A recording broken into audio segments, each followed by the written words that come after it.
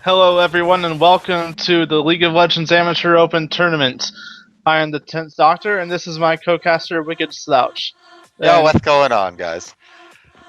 yeah, this week we have a few returning teams, including three, I believe, champions of this tournament in the past, but five new teams, including the two you're seeing on your screen right now: Most Disbands NA versus XMS.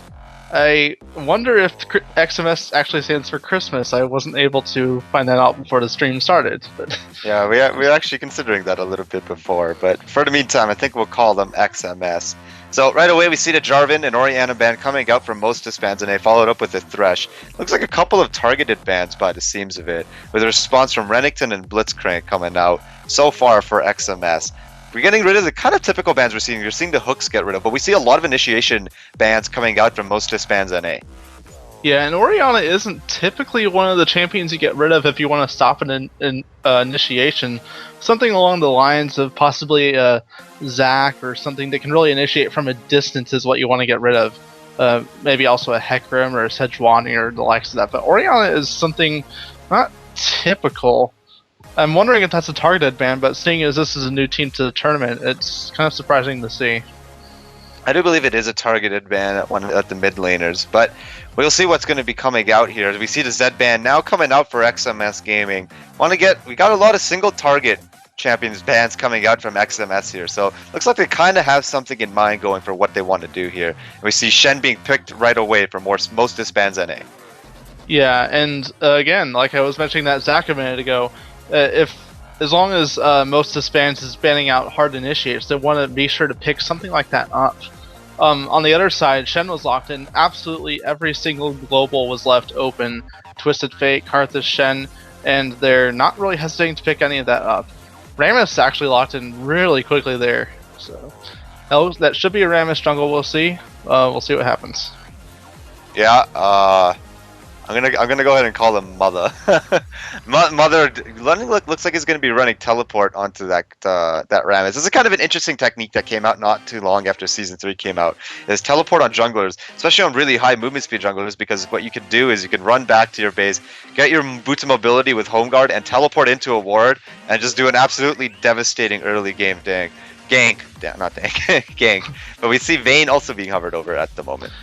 Yeah, and Shen is also one of those. He doesn't really have the summoner teleport unless he actually chooses to run it. Then he has both the summoner and the ultimate to use. But the same mechanic works there. If you're sitting in the base and then you stand unite onto an ally, you still have that home guard boost until you are actually getting like a taunt off, or if you get hit in the process. But Vayne there is actually a very good counter to the two tanks that most disbands already has picked up. And it's really good to pick that up. But now we see Poppy being hovered over here. I'm not taking that one too seriously. although Poppy is pretty much the one bruiser that can go toe to toe with Vayne at a full build and really kill her faster. I think it's just one of his hover options while he decides. We do see Ezreal being hovered over now. So a little bit more of a poke-heavy team we see going so far if Ezreal decides to be locked in. Kind of with the Ahri Orbit Deception, and Ezreal has been locked in. Plus with the Mystic Shot going out. So we can see a lot of poke damage that can come out. Plus we actually now see a good amount of hard initiation that can come out with the Tidal Wave, with the Aqua Prison that can come out from Nanami. Plus with the Elastic Slingshot comboed with Let's Bounce from Zac. So I have a good mix of kind of pokey damage plus hard initiation that can come out from XMS so far. Yeah, and it seems both teams are hovering over that now, especially with the Jace being hovered. Both teams have three key qualities. They have poke, they have hard initiate, and they have disengage. You have a couple of knockbacks between Vayne and Jace on most disbands. You have hard initiate with the two taunts and now the Sona ultimate that's being hovered over. On the other side, you have XMS sitting on a couple of taunts, a bubble, a nice big wave that can all be used for disengage or engage, along with Zac, who just jumps in there. On top of the poke between Ahri and Ezreal as well. Yeah, this is a really interesting team comp coming out from most disbands here. We have a huge amount of hard engage, but with really strong poke damage that can come out from Jace with the Shock Blast Acceleration Gate combo. But we also have such a strong team fighting. Just the amount of lockdown potential and CC, just with the burst damage overall. Like, this is a great combination of team composition that can just do everything really well. Yeah, and now the Nasus is being hovered over. That's something that can actually shut down Vayne and Rammus with the movement speed alone reduction. If you can keep Rammus from getting in there at all, because he's not one that really has any gap closer apart from his Powerball, and if you can slow that down hard enough, you're not going to be really useful in a team fight for a long time.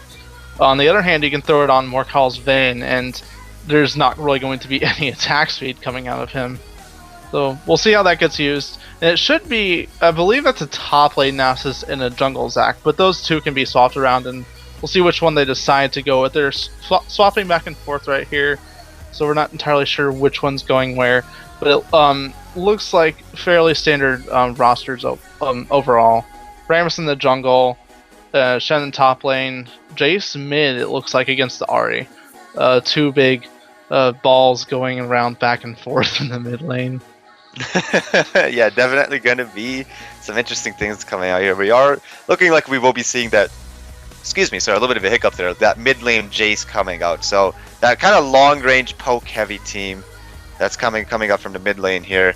We'll see how that decides to be playing out. This is going to be a really interesting matchup to see. There's a lot of mobility that can come out from both of these champs. Lots of long range poke and huge amounts of kind of all-in insta-giving burst damage that can come up from both. So we'll see how that goes. Yeah, and Santa and Impact both finally stopped switching around, and it will be a top lane Zac with teleport to match the global pressure of the teleport and Shen ultimate. Impact also sitting on that ghost for the jungle. Really the only thing that Nasus has as far as ganks to ghost and then wither. That's all the crowd control you have. But that's the lineup. It's the Nasus in the jungle and Zac top lane. Yeah, that's what we're looking at right now. Going to be an interesting team. It looks like we kind of have a little bit of kind of decent early game that can come up from both of these champions based on what kind of level 1 skills they kind of want to get. We got good amounts of damage, we got good amounts of CD that can come out from both. What are you anticipating for any kind of level 1 action out of this? I would, and it's a little hard to say because, like you said, both teams have a lot of really powerful early level ones, depending on which skills they choose to pick up. Like, if a Rammus or a Shen starts with their taunt, it's not really going to be that powerful until they can get another level under their belt. They're just going to sit with that crowd control and not really have anything else, as far as a 1v1 potential in lane. On the other side, the bubble from Nami can be used either way. The taunt from Ahri is a little... that charm, it's not the best level 1 ability, but at least you have something. It's not like a Shen taunt or a Rammus taunt. Rammus needs some form of damage to clear the jungle at level 1 that a taunt really won't work with. And it looks like it would probably be best for Mother to sit on that level 1 skill and not really pick anything until they know if any action is going to happen. Yeah, we'll see what these teams decide to do for their level 1 engagement.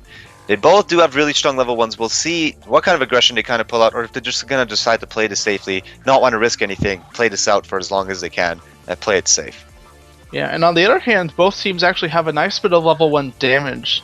I would have to probably give the level 1 damage to most Disbands, though, because really all XMS has going for them is the Mystic shots on Ezreal and whatever crowd control they decide to lock in. There's not really a whole lot of damage at level 1 apart from that. On the other hand, you have Vayne who can tumble around and just get auto attack resets. You potentially have the Shock Blast from Jace, the Qs from Sona, which I always forget Sona's ability names. Forgive me for that. I believe it's Hymn of Valor. Yes, is that what is it. Oh, sorry guys, we're just going to be restarting the stream really quickly. We'll be back in less than 2 seconds. Sorry about that. Just